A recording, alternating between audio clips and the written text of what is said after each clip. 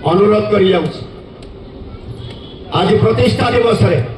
जदि विजु जनता दल को भल पाथे नवीन पट्टनायक को भल पाथे आउ चैलेंज दे पारे ना कारण शिरा प्रशिरा सब अखारे बंधा हो चैलेंज दे हम ना भल पाए स्वच्छता को भल पाए बोली आज कष्ट पाऊँ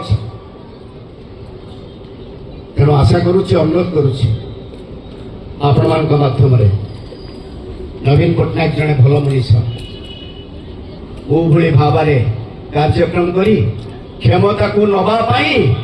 क्षमता को चोरी करी अनुरोध करुच्ची विजु जनता दल चाबी मुख्य मान्यवर प्रिय मुख्यमंत्री देइथिले सांसद प्यारीमोहन महापात्र को लेट सांसद प्यारीमोहन महापात्र से चाबी की लुचे नवा ये मे 29 चक्रांत आज हु जड़ुची मुझे कहबी प्रभात को पचारे कहीं से कौन असंतोष कहीं झाड़ी थे जदि आप कहते मत तो न्यू ईयर विश करते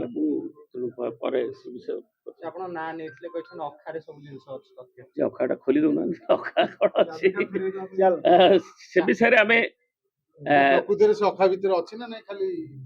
मु जानी अखा कौन अच्छी कौटी अखा भितर अच्छी मुझे एत दिन अच्छी दल में दलर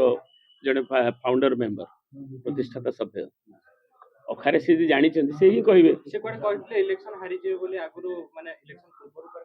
मु जानी किए कौन कही